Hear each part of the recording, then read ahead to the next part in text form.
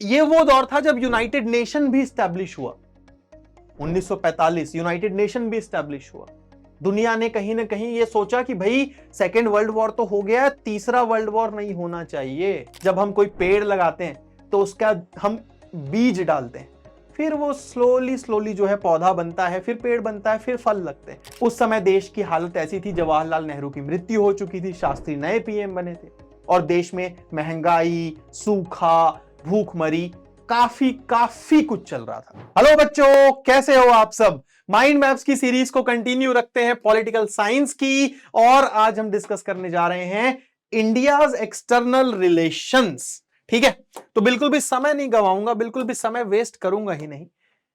इस चैप्टर की जो शुरुआत है इस फोटो से होती है। ठीक है, आप इस फोटो में देख सकते हो जवाहरलाल नेहरू जी को, और साथ में उनके 4 और लोग खड़े हुए हैं।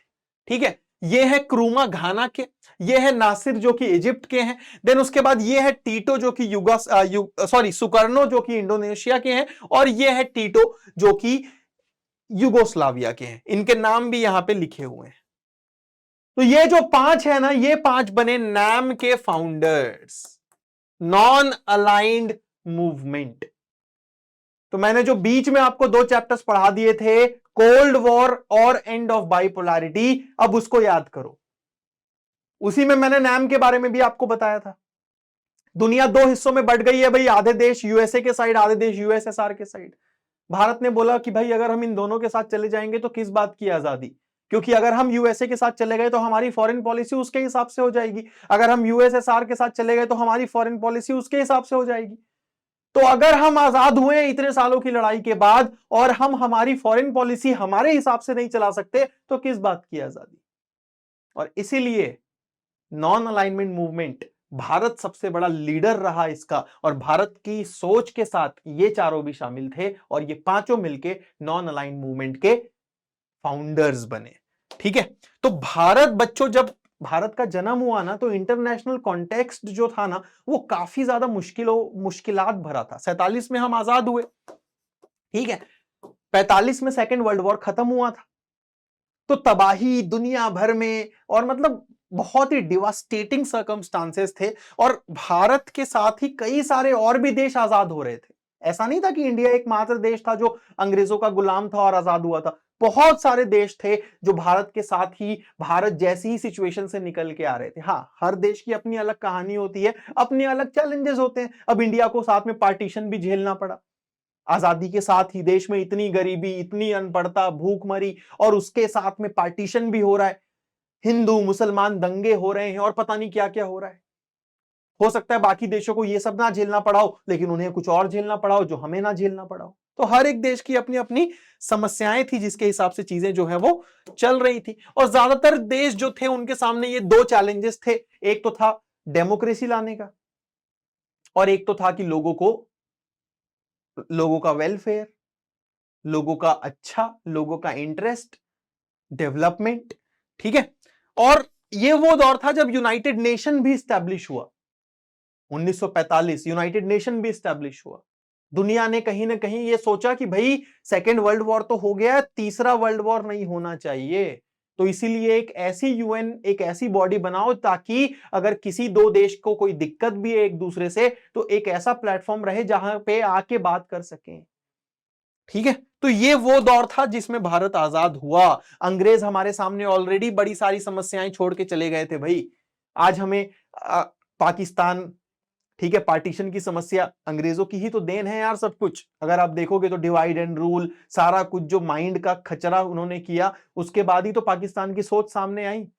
ठीक है, आज चाइना के साथ हमारे बॉर्डर के इश्यूज हैं, बॉर्डर वगैरह जितनी भी लाइनें थी सब अंग्रेजों की तो खींची गई हैं। तो अंग्रेजों ने पार्टीशन, गरीबी और न जाने दुनिया भर की कितनी सारी तकलीफें हमारे हिस्से छोड़ के वो चले गए।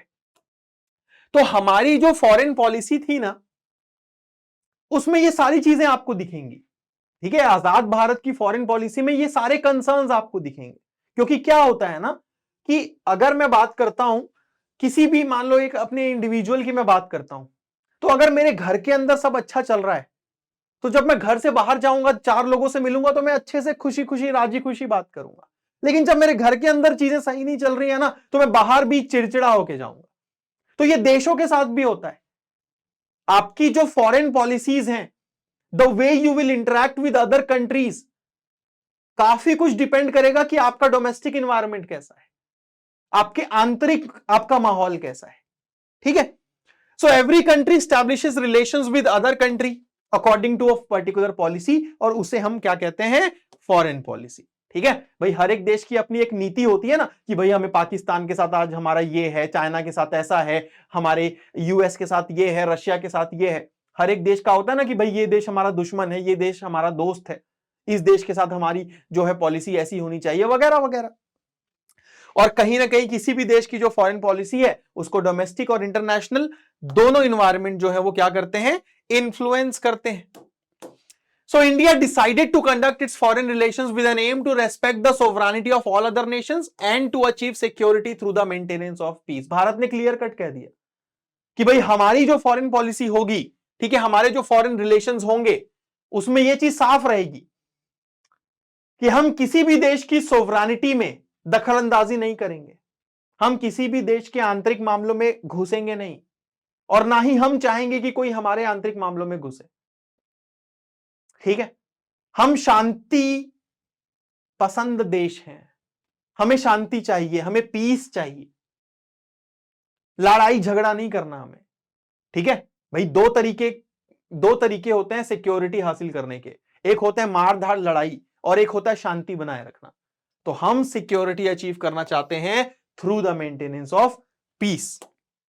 ठीक है, तो ये जवाहरलाल नेहरू जी ने कॉन्स्टिट्यूएंट असेंबली जब कॉन्स्टिट्यूशन बन रहा था तो उसमें डिबेट में ये कहा था कि भाई इंडिपेंडेंस मतलब कि क्लियर कट फॉरेन रिलेशंस। अगर फॉरेन रिलेशंस हमारे बस में नहीं है तो फिर हमारी आजादी का कोई मतलब ही नहीं होगा।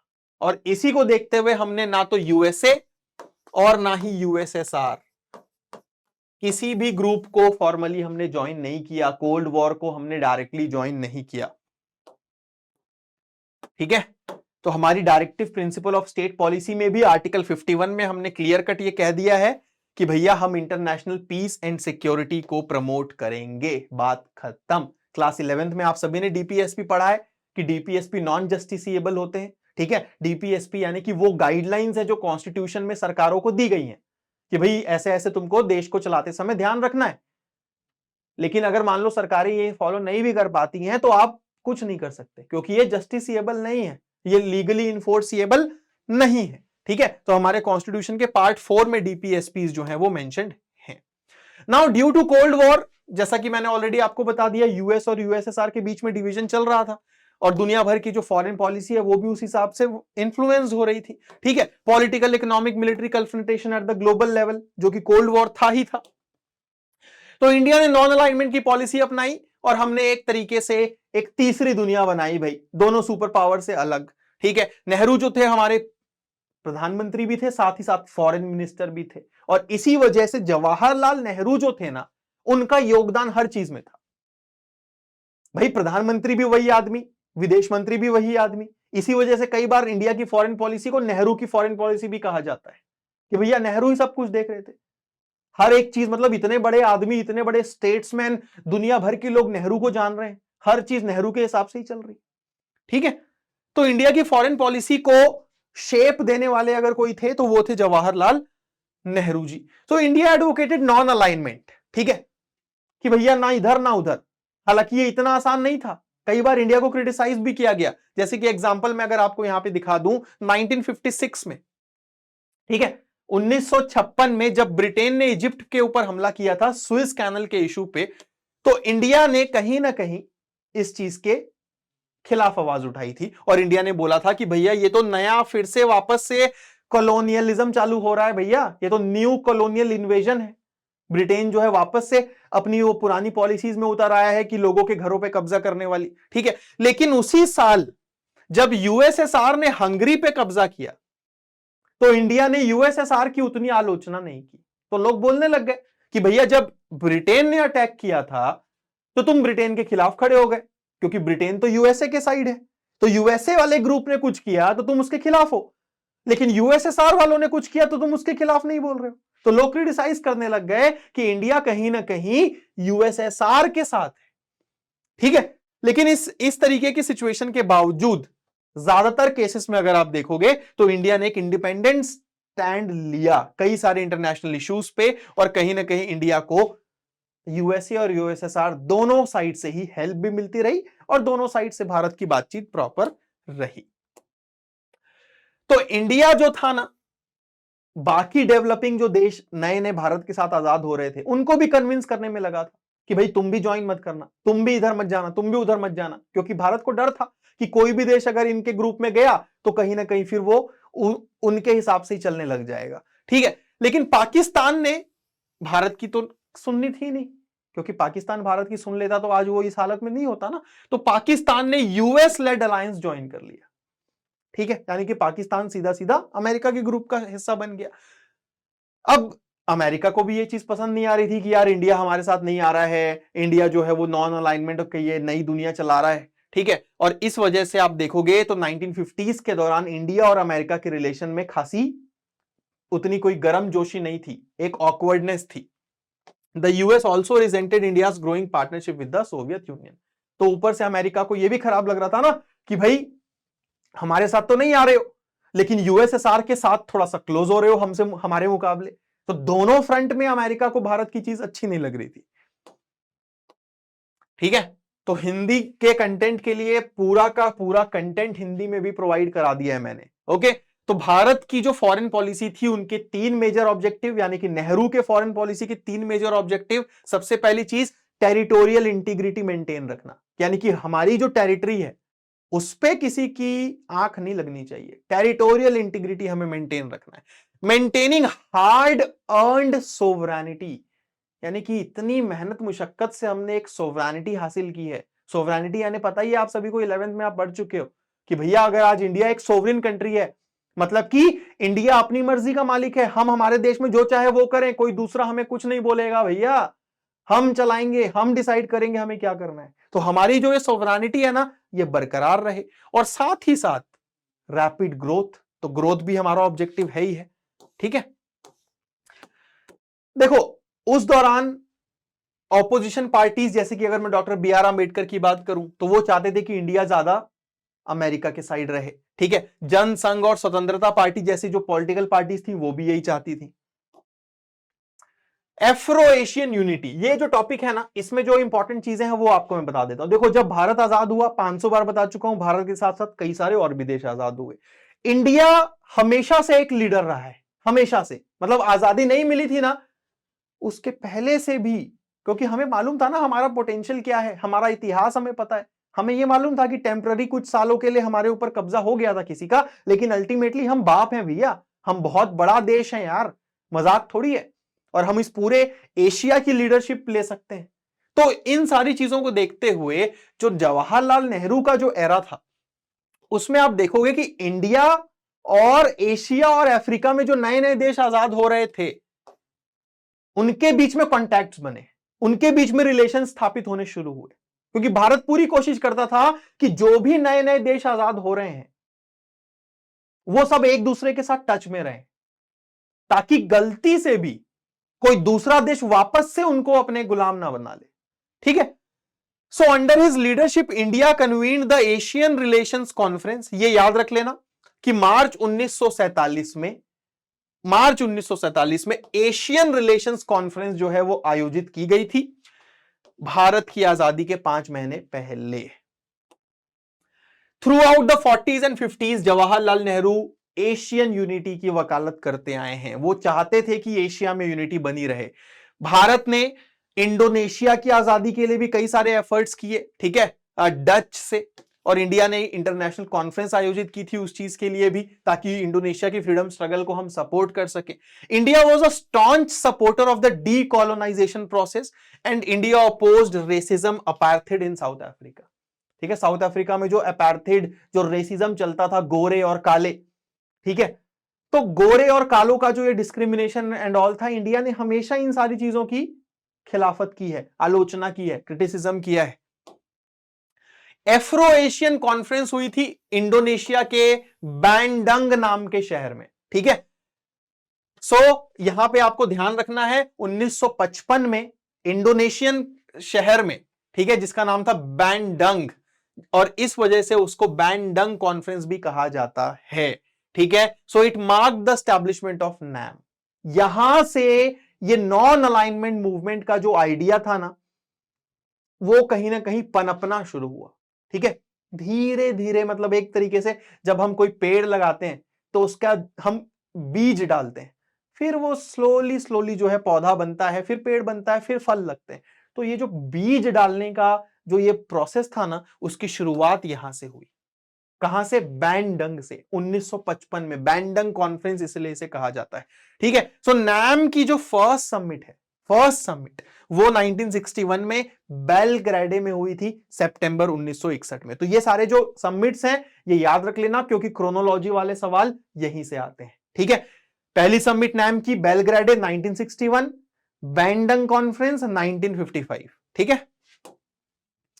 सो नॉन अलाइनमेंट मूवमेंट की स्थापना हुई और पहली कॉन्फ्रेंस हुई 1961 में, और यही पांचों लीडर थे जिनकी फोटो मैंने आपको स्टार्टिंग में दिखा दी, और फिर से यहां पे आपके सामने मेंशन कर देता हूं। नेहरू, क्रूमा, नासिर, सुकर्नो और टीटो, ठीक है। तो ये पांचों के कंट्रीज के नाम भी ध्यान रख लेना। नेहरू का तो आपको पता ही है, इधर है घाना, ये है इजिप्ट, ये है इंडोनेशिया, और ये है आपके यूगोस्लाविया, ठीक है, और ये आपके इंडिया।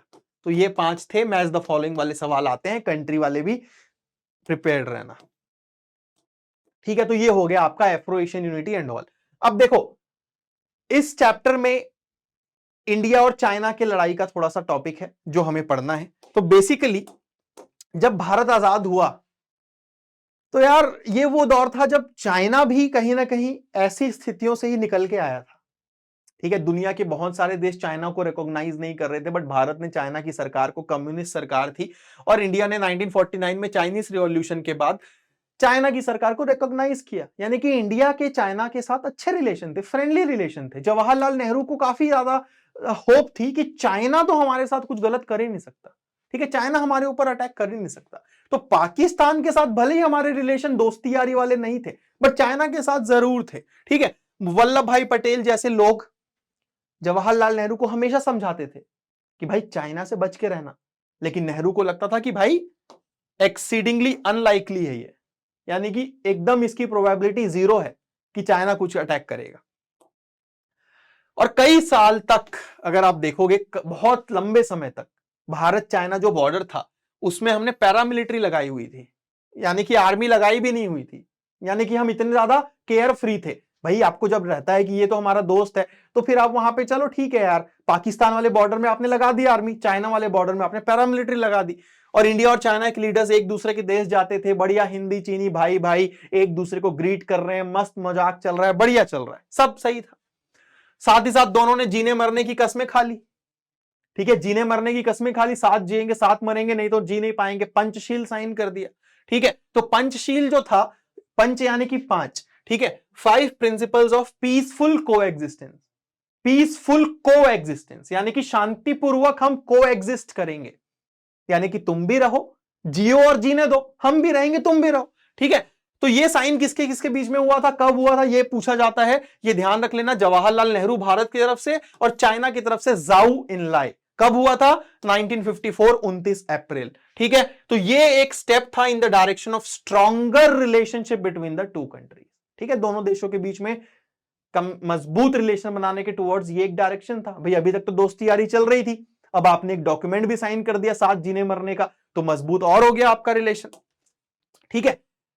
तिब्बत, अब तिब्बत की वजह से भारत और चाइना के बीच में थोड़ी सी खटास आनी शुरू हुई। ये देख लो, आपको मैप के थ्रू बता देता हूं, ये आपको इंडिया दिख रहा है, चाइना, और ये तिब्बत का जो रीजन है इंडिया और चाइना के बीच का हिस्सा है, ठीक है। तो तिब्बत बीच बीच में कभी कभी इंडिपेंडेंट भी रहा, चाइना ने तिब्बत के ऊपर कंट्रोल कर लिया, और एक तरीके से चाइना यह मानता है कि तिब्बत तो हमारा हिस्सा है, ठीक है।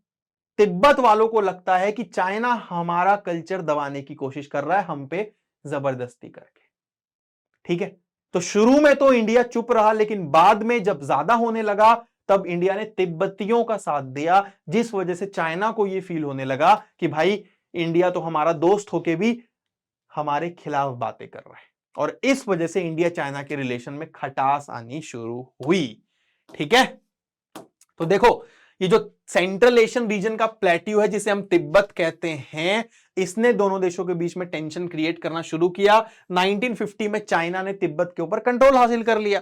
ठीक है, समय समय पे अगर आप देखोगे तो चाइना ने हमेशा तिब्बत पे कंट्रोल करने की कोशिश की है, फिर बीच बीच में तिब्बत इंडिपेंडेंट भी रहा है। 1950 में चाइना ने तिब्बत पे पूरा जो है वो टेक ओवर कर लिया, और कहीं ना कहीं तिब्बत की ज्यादातर जनता ने इसका विरोध किया। इंडिया ने चाइना को परसुएड करने की कोशिश की यार, कि भाई देख लो यार, क्यों इनके ऊपर जोर जबरदस्ती कर रहे हो, जब ये लोग कह रहे हैं कि इनको इंडिपेंडेंट रहना है तो इनकी बात सुन लो यार। चाइना ने बोला भाई तुम भूल गए क्या कि हमने तो साथ जीने मरने की पंचशील की कस्में खाई है, जिसमें हमने क्लियर कट बोला है कि तुम हमारे मामले में, हम तुम्हारे मामले में दखल अंदाजी नहीं करेंगे, फिर तुम क्यों बोल रहे हो हमें। चाइना ने सीधा सीधा बोला कि भाई जब तुमने पंचशील अग्रीमेंट में यह कह रखा है कि हम एक दूसरे के आपसी मैटर में नहीं बोलेंगे, तो फिर तिब्बत तो हमारा मैटर है, तुम क्यों बोल रहे हो।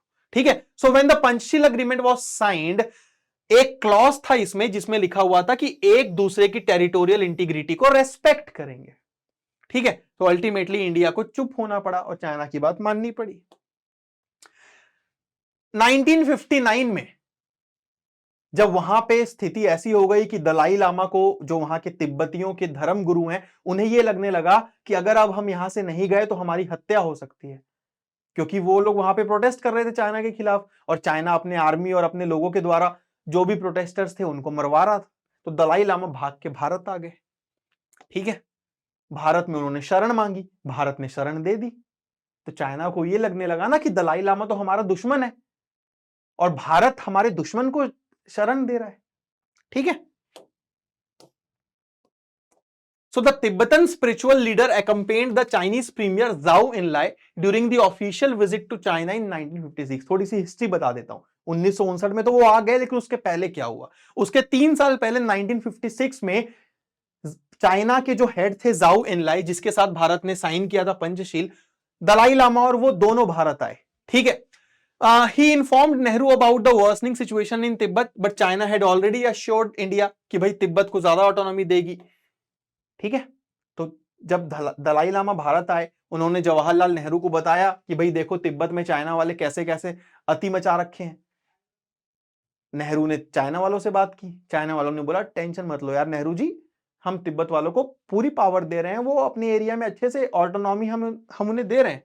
ठीक है, 1958 में तिब्बत में आर्म्ड अपराइजिंग हुई अगेंस्ट चाइनाज ऑक्यूपेशन, यानी कि तिब्बती लोगों ने हथियार उठा लिए कि भाई हम चाइना का विरोध नहीं सहेंगे वगैरह वगैरह, और चाइनीज फोर्सेस ने उनको दबाने की कोशिश की। और उस सारी चीजों को देखते हुए अल्टीमेटली 1959 में दलाई लामा को भारत आना पड़ा। ठीक है, तो चाइनीज गवर्नमेंट ने इसके खिलाफ आवाज उठाई, and over last half century a large number of Tibetans have also sought refuge in India and many other countries of the world। और इंडिया में अगर आप देखोगे, दिल्ली में, फिर आपका ये धर्मशाला वगैरह, यहां पे काफी तिब्बती आपको देखने को मिलेंगे। तो भारत ने इनकी हेल्प की, जो कि चाइना को पसंद नहीं आया। ठीक है, दलाई लामा ने धर्मशाला को अपना घर बना लिया है। ठीक है, 1950 और 60 में कई सारे पॉलिटिकल लीडर्स और पार्टी ने कहीं ना कहीं तिब्बत की आजादी के लिए आवाज उठाई। ठीक है, Tibetans dispute Chinese claim that autonomy is granted and they think that China wants to undermine the traditional culture of Tibet. ठीक है, चाइना का कहना है कि हमने तो तिब्बत वाले रीजन को ऑटोनॉमी दी हुई है, यानी कि वो लोग अपने एरिया में स्वतंत्र हैं, जो करना चाहें।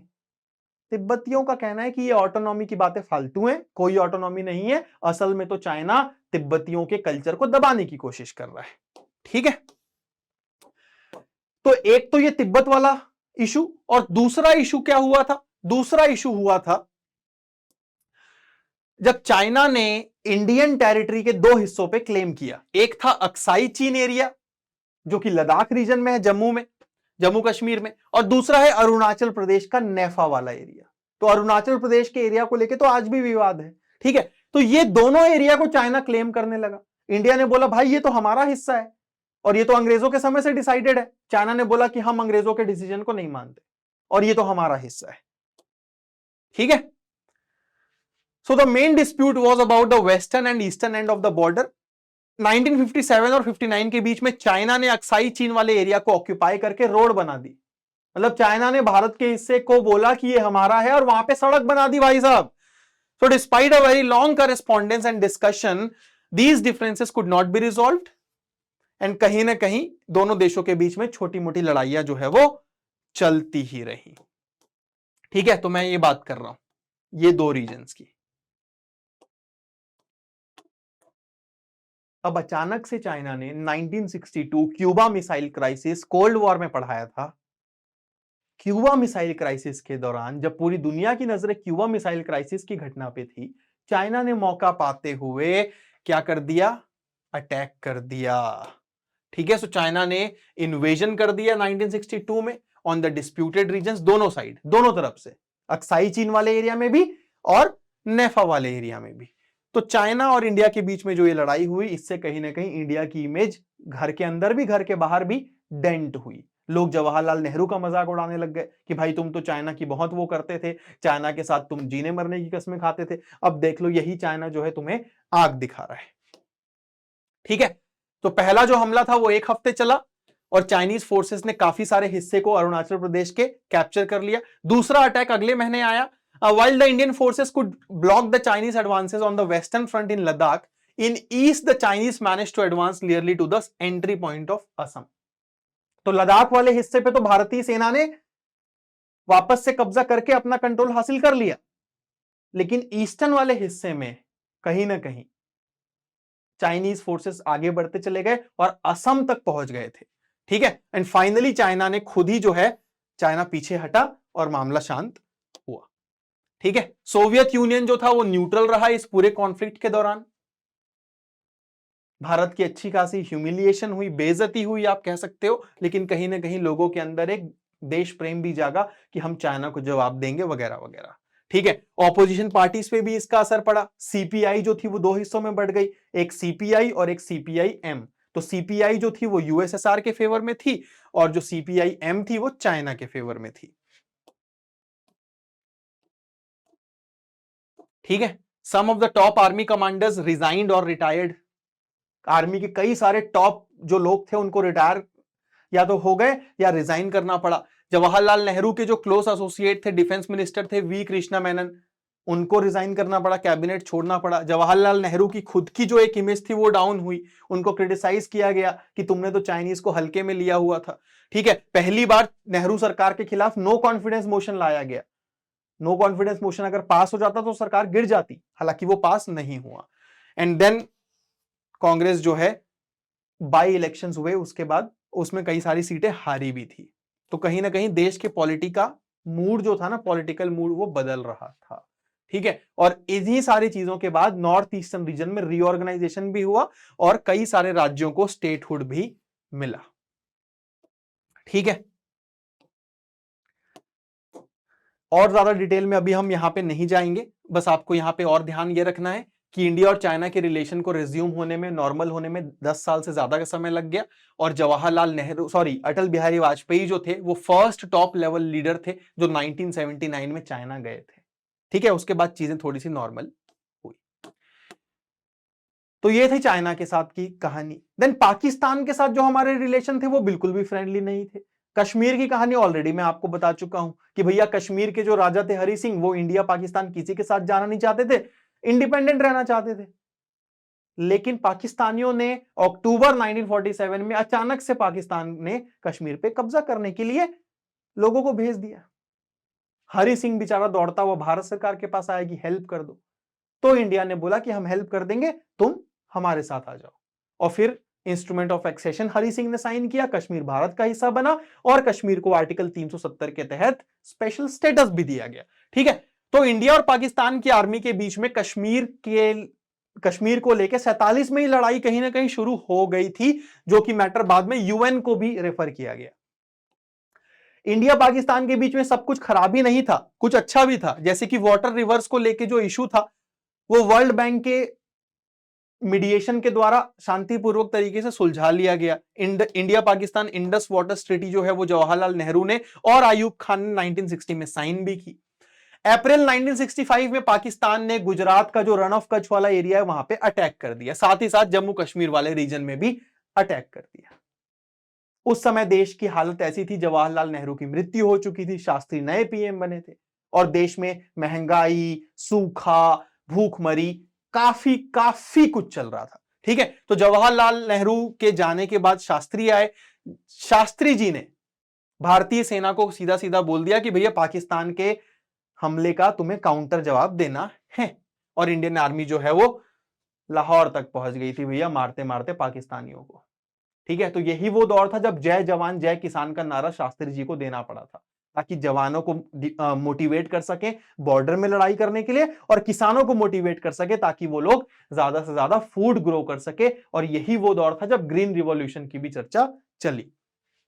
ठीक है, तो बाद में यूनाइटेड नेशन को इंटरवीन करना पड़ा और मैटर जो है वो शांत हुआ। And then Indian prime minister Shastri and general Ayub Khan sign the Tashkent agreement. Tashkent agreement sign हुआ दोनों देशों के बीच में, तब जाके मैटर सॉल्व हुआ।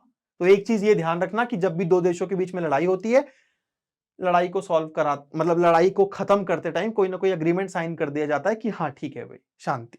ठीक है, तो ये सोवियत यूनियन द्वारा ब्रोकर्ड थी ताशकेंत अग्रीमेंट, और Indus water treaty world bank द्वारा मीडिएटेड थी। ठीक है, तो किसके किसके बीच में साइन हुई? शास्त्री और आयूब खान के बीच में। कब साइन हुई?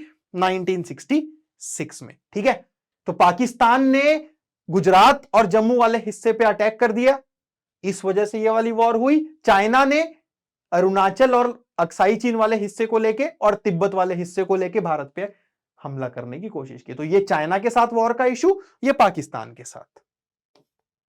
देन उसके बाद बांग्लादेश का इशू आया 1971 में, जब बांग्लादेश फाइनली बना, क्योंकि बांग्लादेश पहले ईस्ट पाकिस्तान था। West Pakistan, east Pakistan. West Pakistan यानी कि जो आज पाकिस्तान है, ईस्ट पाकिस्तान यानी कि जो आज बांग्लादेश है। तो वेस्ट पाकिस्तान वाले जो थे वो ईस्ट पाकिस्तानियों को इंसान ही नहीं समझते थे। उनके हिसाब से तो सारा कुछ पाकिस्तान यही है, ये लोग तो फालतू हैं। ठीक है, सरकार भी इस्लामाबाद में यही चल रही है, वेस्टर्न साइड में। ईस्टर्न वालों को पॉलिटिक्स में पॉलिटिकल पावर ही नहीं देते थे। तो इस वजह से ये लोग समय समय पे वेस्टर्न पाकिस्तानियों के खिलाफ आवाज उठाते रहते थे, और यहां पे बांग्लादेश बनाने की डिमांड होते रहती थी, जो कि फाइनली जाके बांग्लादेश बना। तो इसमें भारत का रोल ये था कि जब ये लड़ाई चल रही थी ना, तब बहुत सारे लोग ईस्ट पाकिस्तान से भारत में आए शरण लेने के लिए। इंदिरा गांधी की सरकार थी, हमने मदद की। ठीक है, हमने बांग्लादेशियों की मदद की, ईस्ट पाकिस्तानियों की मदद की, और अल्टीमेटली वेस्ट पाकिस्तानियों को खदेड़ा और एक नया देश बनवाया। ठीक है, सो 1970 में कहानी यहां से शुरू हुई थी कि पाकिस्तान का इलेक्शन हुआ था, जिसमें कि जुल्फिकार अली भुट्टो की पार्टी जीती थी वेस्ट पाकिस्तान में, और शेख मुजीबुर रहमान की अवामी लीग की पार्टी जीती थी ईस्ट पाकिस्तान में। जो अभी शेख हसीना जो बांग्लादेश छोड़ के भागी ना, उनके पिता की बात हो रही है, शेख मुजीबुर रहमान। तो अब यार वेस्ट पाकिस्तान में भुट्टो की पार्टी जीत गई है, ईस्ट पाकिस्तान में मुजीबुर रहमान की पार्टी जीत गई है। वेस्ट पाकिस्तान वालों ने बोला कि हम मुजीबुर रहमान की जो ये जीत है उसको मानते ही नहीं, और शेख मुजीबुर रहमान को जेल में भी भिजवा दिया।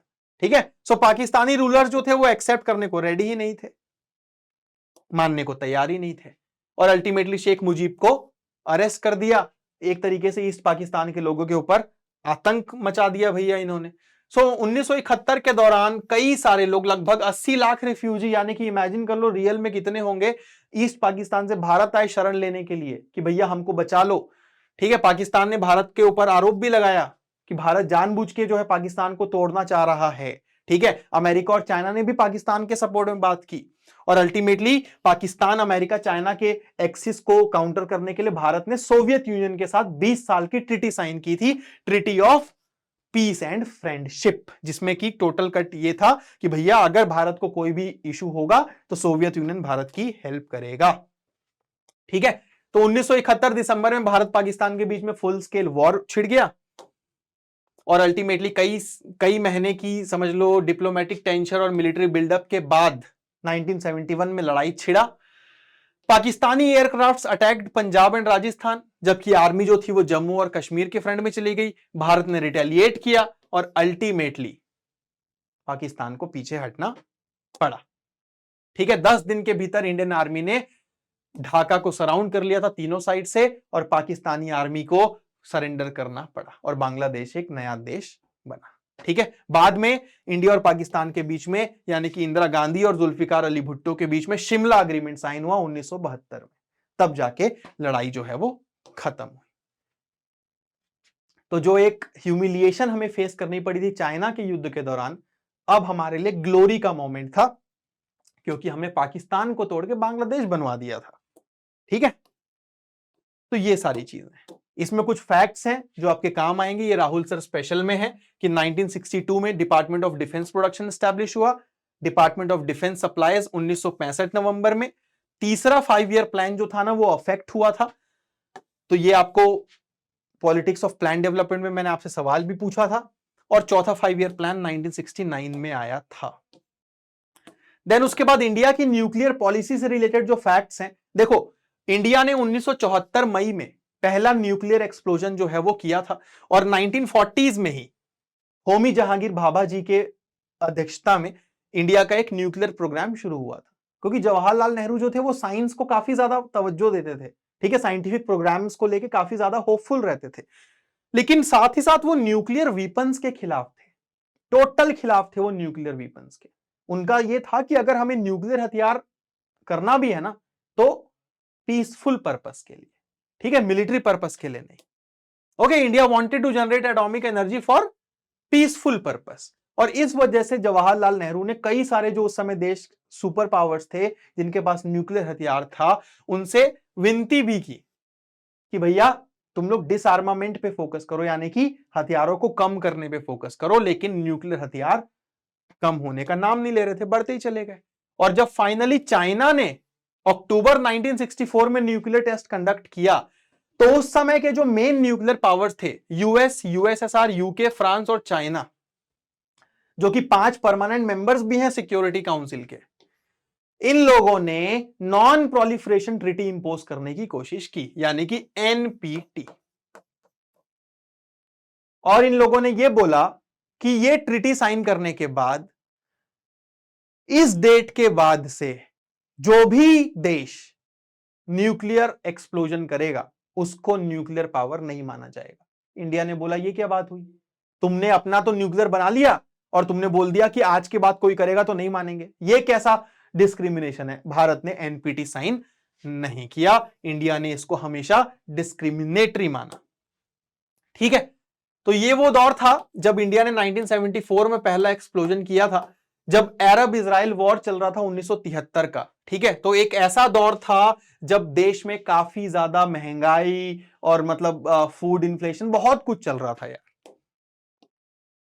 ठीक है, साथ ही साथ इंडिया ने सीटीबीटी भी साइन नहीं किया, यानी कि comprehensive test ban treaty. Okay, India conducted a series of nuclear test in 1998 as well, और साथ ही साथ इंडिया को देखते हुए पाकिस्तान ने भी अपना चौड़ापन दिखाया। ठीक है, और दुनिया जो थी वो नाराज थी इंडिया और पाकिस्तान दोनों को न्यूक्लियर टेस्ट करते हुए देख। ठीक है, देन आखिरी टॉपिक आपका आता है shifting alliances in world politics. ठीक है, तो बेसिकली 1977 के बाद से हमारे, अगर आप देखोगे तो कई सारी नॉन कांग्रेसी सरकारें आनी शुरू हुई। ठीक है, जनता पार्टी की सरकार जो 1977 में आई, उसने बोला कि भाई पिछली सरकारों पे जो आरोप लगता रहा है कि हम तो नॉन अलाइनमेंट प्रॉपर नहीं फॉलो कर रहे थे, कहीं ना कहीं हम यूएसएसआर के फेवर में थे, तो जनता पार्टी ने बोला कि अब हम जेन्युइनली इसको फॉलो करेंगे और हम यूएस और चाइना के साथ भी जो है थोड़ा बहुत हमारी दोस्ती को क्या करेंगे, बढ़ाएंगे। ठीक है, और उसके बाद से जितनी भी सरकारें आई हैं उन्होंने इस चीज को लेकर इनिशिएटिव लिया है। अगर मैं बात करूं इंडिया की फॉरेन पॉलिसी की, तो इंडिया की फॉरेन पॉलिसी हमेशा 2 सवालों के इर्द गिर्द घूमती है। पहला है कि भैया पाकिस्तान के साथ हमारे क्या स्टैंड है, और दूसरा है इंडिया का अमेरिका के साथ क्या रिलेशन है। सो पोस्ट 1990 पीरियड में अगर मैं बात करूं, the ruling parties have often been criticised कि भैया ये लोग तो सब अमेरिका के फेवर में फॉरेन पॉलिसी रखते हैं, प्रो यूएस फॉरेन पॉलिसीज हैं। ठीक है, foreign policy is always dictated by ideas of national interest. So 1990 के बाद अगर आप देखोगे तो रशिया जो है ना कहीं जो यूएसएसआर का जो एक चौड़ापन था वो, अब क्योंकि यूएसएसआर खत्म हुआ उसकी जगह रशिया ने ले ली। तो रशिया अपना वो जो ग्लोबल एक भौकाल था ना उसको खो चुका है। और इस वजह से अगर आप देखोगे तो इंडिया की जो फॉरेन पॉलिसी है it has shifted to a more pro US strategy. ठीक है, and this has also made an impact on India's foreign policy choices. At the same time India Pakistan के रिलेशंस भी अगर आप देखोगे तो उसमें भी काफी डेवलपमेंट हुए, कभी ठीक हो जाते थे, कभी दोनों देशों के बीच में बस यात्रा होती थी, कभी क्रिकेट भी हो रहा था। ठीक है, एंड देन उसके बाद एकदम से ऐसा हो जाता है कि बातचीत ही नहीं हो रही है। तो ये सारी चीजें जो है कहीं ना कहीं आपको देखने को मिलेगी। ठीक है, तो इसके साथ बच्चों हमारा 40 मिनट से भी कम समय में ये चैप्टर जो है मैंने माइंड मैप्स के जरिए खत्म कर दिया है। आप यहां पे नेहरू का जो रूल था, फिर एफ्रो एशियन यूनिटी की बैंडंग कॉन्फ्रेंस, ठीक है, चाइना के साथ हमारे क्या क्या इश्यूज हुए, तिब्बत का क्या मैटर था, और साथ ही साथ न्यूक्लियर पॉलिसी की जो चीज थी, सब कुछ हमने डिटेल में डिस्कस कर लिया। ठीक है, तो जल्दी से कमेंट सेक्शन में बताना, अपना प्यार देना, थोड़ा सा प्यार में कमी दिख रही है, मुझे अपना प्यार बरकरार रखो और कमेंट सेक्शन में मुझे बता देना कि क्यूबा मिसाइल क्राइसिस जिसकी हमने बात की थी, ठीक है, तो उस समय कौन था क्यूबा में जो सरकार में था? एक नाम आता है ना, क्या नाम था? कमेंट सेक्शन में आप सभी का मैं वेट करूंगा। So with that I will be ending this session here. Thanks a lot, bye everyone.